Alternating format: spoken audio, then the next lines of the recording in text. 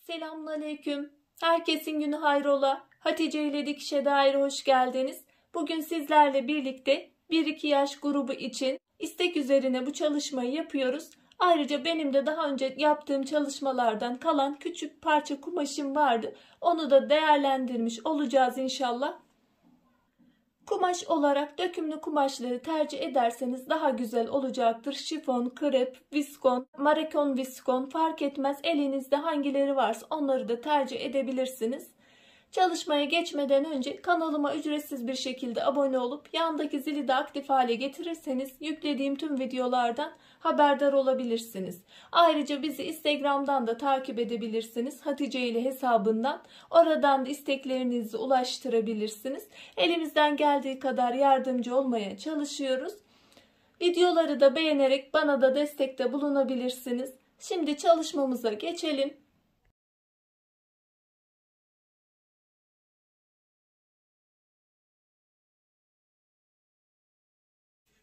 Ben alt kısmına güpür dikmeyi düşünüyordum ama siyah güpürüm elimde olmadığı için şöyle tüllerim vardı. Bunu hafif fırfır yaparak şöyle 3 santim şeklinde aldım ben. Bir güpür tarzında. İster bunu dikin ister dikmeyin. Elinizde bu tarz şeyler varsa değerlendirebilirsiniz. Bunu büzgü yapacağım. Normal kumaşlarda genelde bana çok soruluyor. Kumaşın 2 katı kadar büzgü için fırfır alıyoruz. Ben şöyle 2 katına yakın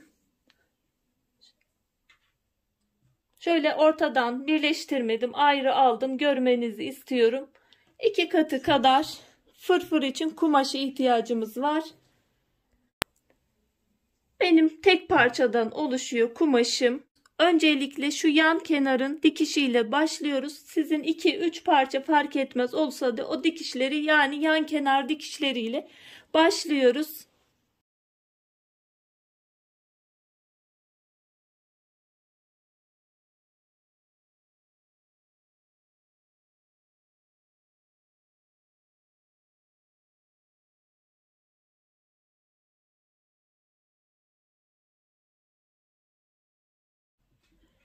Yan kenar dikişini yaptık. Overlock'la da temizlemesini yaptım. Zikzak ayarıyla yaptım. Şimdi bel kısmına geçiyoruz. Bel kısmında 7 santimlik bir katlama alın. Lastiğe göre hareket edin.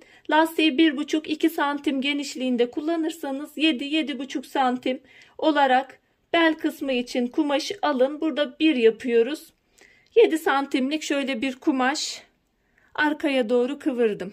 Önce ne yapıyorum? Şöyle 1 santimini kıvırıyorum. Sonra bir 6 santim daha alıyorum. Toplamda ilk gösterdiğim gibi 7 santim oluyor. Evet, şu an 6 santim. Bunu bu şekilde dikiyoruz.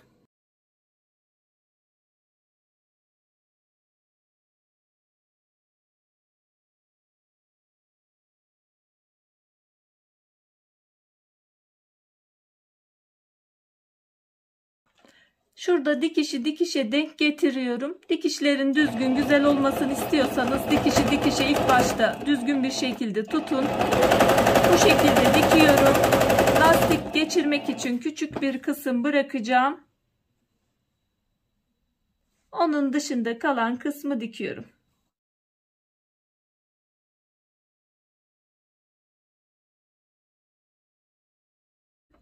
Lastik geçirmek için bir kısım bıraktım. Şimdi ikinci kısmı dikeceğiz. İkinci kısmı da şu başladığımız aynı noktadan üst tarafından dikeceğiz.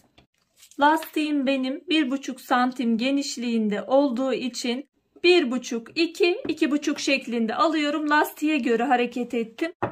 Şimdi 1,5 santimden dikiyorum.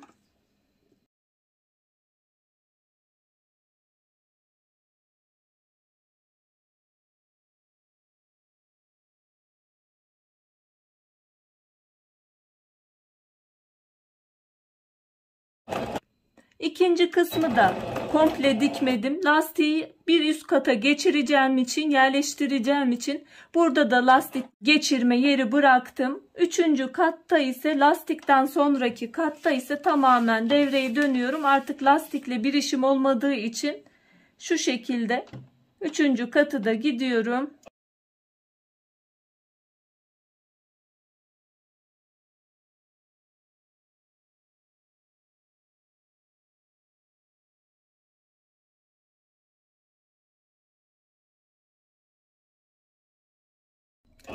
Bu kısmı komple diktim.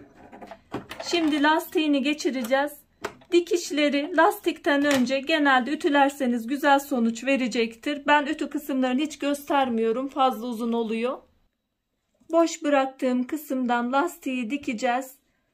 Lastiğin ölçüsünü belden -5 santim olarak alabilirsiniz. Şöyle benimkini normal 40 santim civarında ortalama olarak aldım.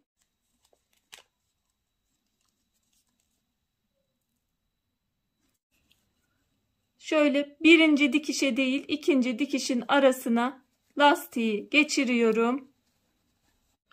Lastiği geçirdikten sonra lastiği şöyle üst üste yerleştirerek, şu şekilde değil şu şekilde üst üste yerleştirerek iki taraftan dikiyoruz. Şu şekilde iki taraftan diktim. Şimdi yerleştiriyoruz. Geçirmek için boş bıraktığımız kısımları iki dikişi de dikiyoruz.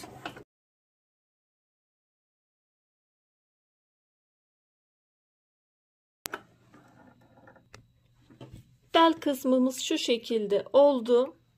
İsterseniz hiç güpür dikmezsiniz. Şöyle küçük bir kıvırma yaparsınız eteğinize. Bu şekilde küçük bir kıvırma yapıp ben fırfırı dikeceğim. Büzgü için tansiyon ayarımızı en yükseğe çıkarıyoruz. 9'a alıyoruz. Dikiş adım uzunluğunu da seyrek bir dikişi alıyoruz. Büzgüyle alakalı detaylı bir video çektim. Açıklama bölümüne bırakırım. Oradan bakabilirsiniz.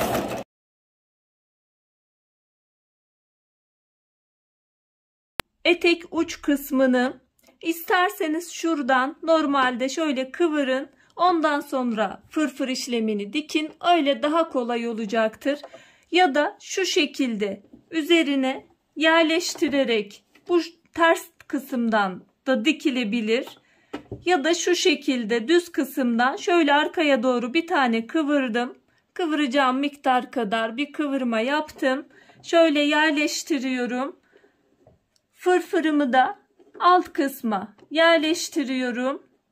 Üzerine katlamayı getirip düz taraftan da bu şekilde de dikebilirim. Bu şekilde dikiyorum. Bu şekilde üzerine yerleştiriyorum. Katlamamı yaptım kumaşımda. Fırfırı da alt kısımda bıraktım. Bu şekilde dikiyorum. Bu üst kısımdan diktiğim zaman buradaki görüntü daha güzel olacaktır. Ama siz bu şekilde de dikemezseniz önce kıvırın, sonra güpürü dikin. Güpür dikerseniz zaten daha kolay. Benzer çalışmaların linkini bırakacağım. Açıklama bölümüne, oradan ulaşabilirsiniz. Bunu bu şekilde dikiyorum. Şöyle büzgülerim fazla olduğu zaman açıp ayarlıyorum. Büzgüyle alakalı çok ayrıntılı bir video çektim. Açıklama bölümüne onun da linkini bırakacağım. Bu şekilde dikip bitiriyorum. Şöyle sona doğru geldim. Şöyle arkaya doğru her ikisinin de alıyorum.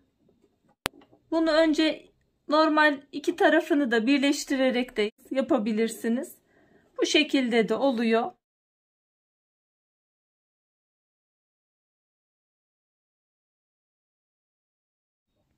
Ayrıca etek uç kısmını bitirdikten sonra şöyle göz ayarı 20 santime 15 santim bir tül kumaşından aldım. Kenarlarını dikeceğim. Şöyle küçük bir kısım döndürmek için bırakacağım.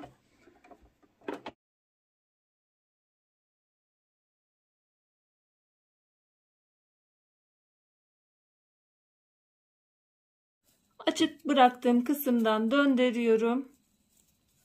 O kısmı da dikeceğim.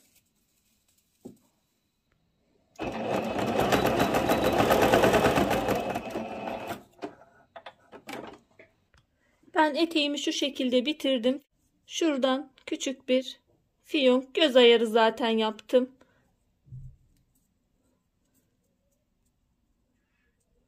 Şöyle ortadan diktim.